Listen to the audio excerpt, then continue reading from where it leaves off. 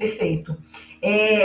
Mudando um pouco de assunto, quando da minha aula, a aula número 2, disponível, inclusive, de novo, reitero o convite a todos para assistirem, complementando com essas atualizações, né, como eu disse, pontuais da resolução ANM 71, uma pauta que era muito questionada, Yuri e Rogério, era qual que seria o interesse dos municípios e dos estados assumirem essa atividade de fiscalização, apoiando a ANM, dessa forma conjunta com a ANM, eventualmente poder-se-ia criar novas taxas municipais ou estaduais, como a taxa de fiscalização de recursos minerais, ou haveria transferência de recursos da ANM ou da União para esses municípios, estados ou Distrito Federal.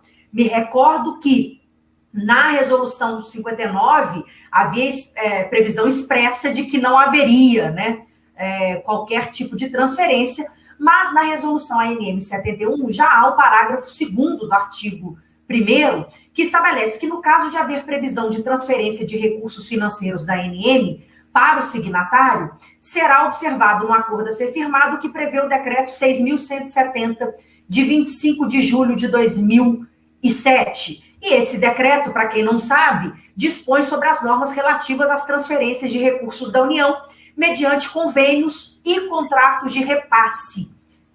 Jogo a pergunta para vocês dois. Claramente, isso foi já um ponto que foi observado entre a publicação da resolução ANM 59 para 71. Yuri, você pode nos contar um pouco deste bastidor e o que se imagina quando da inclusão, o que se imaginou quando da inclusão desse parágrafo 2º? Sim. Essa previsão específica do repasse, ela já está prevista, inclusive, na Lei Geral das Agências, né? Ela prevê essa possibilidade que o acordo trate exclusivamente dessa possibilidade de repasse.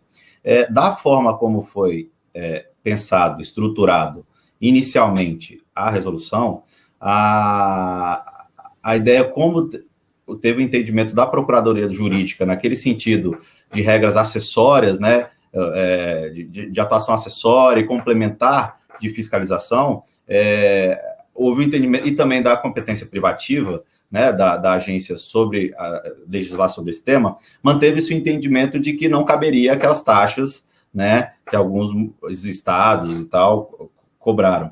Em relação especificamente à norma, há também essa possibilidade ainda em aberto. Isso é uma questão que ainda não foi definido, mas a priori a ideia era esses instrumentos de acessórios e complementares de fiscalização, eles serem feitos de início sem ampliação daquela repartição já inicialmente estabelecida por lei, né? Mas esse é mais um ponto também que eventualmente pode ser alterado no caso a caso e de acordo com a experiência, tendo em vista sobretudo aquilo que o Rogério muito bem falou, né? A capacidade fiscalizatória vai ser ampliada de tal forma, né? E a própria arrecadação de CFEM tende a melhorar, né, por conta disso, e que, a depender do caso, pode sim a ANM verificar a necessidade de estabelecer melhor esse ponto. Certo? Rogério, eu jogo a pergunta para você, né? Porque muito se questionou na aula 2 quais seriam os interesses, se não financeiros, porque à época não se previa a possibilidade de repasse, agora já há a previsão expressa da possibilidade de repasse de recursos da União para esses entes signatários. Mas à época já se questionava quais seriam os interesses dos municípios e estados em desenvolver essa atividade de fiscalização em cooperação com a ANM.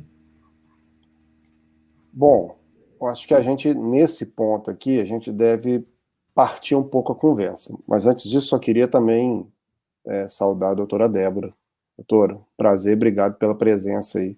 Obrigado por prestigiar o bate-papo. E que pena que você não está aqui participando dele, embora o Yuri esteja fazendo de maneira magistral aqui, mas seria também uma ótima, mais uma ótima debatedora. Mas em relação ao acordo, Marina, eu vou falar daquilo que a gente participou. isso se tornou um ponto absolutamente irrelevante dentro do processo. O desejo dos municípios, especialmente os municípios que atuam, né, que compõem a AMIG, era de participar de maneira mais efetiva e conjunta com a agência dos processos de fiscalização de tudo que nós estamos conversando aqui.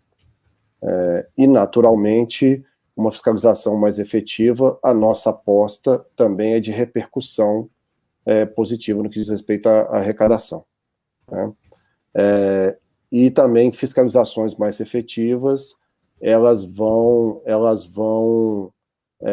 diminuir uma outra ponta, né, que é os gastos que municípios têm em mitigação de ações ilegais, né? Então, os efeitos colaterais de lavra ilegal, por exemplo, são muito mais danosos, do seu ponto de vista orçamentário, do que qualquer taxa que a agência, porventura, vier um dia repassar para que o município faça essa ação. Então, eu acho que isso, nesse momento, isso nem foi colocado, pelo menos por nós, isso nem foi colocado em pauta. E considerando também que uma parte dos municípios, especialmente esses que têm arrecadação significativa de CEFEM, eles já têm esses servidores no seu quadro. Né? Eles já têm esses servidores, muitos desses servidores no seu quadro. Então não gerará, num primeiro ciclo, obrigatoriamente aumento de despesa, de custeio com esses atores. É isso. Pois eu até comentei isso na aula que eu tratei sobre o tema, porque eu disse que os impactos ambientais, de zoneamento, sociais, culturais, de lavras irregulares ou lavras ilegais, podiam ser muito mais danosos do que o custo dessa atividade de fiscalização, além do prejuízo em futura arrecadação de CEFEM, né? Porque a lavra ilegal está ali usurpando o bem mineral que futuramente geraria, numa atividade legal e regular, um recolhimento adequado de CEFEM. Bem, mas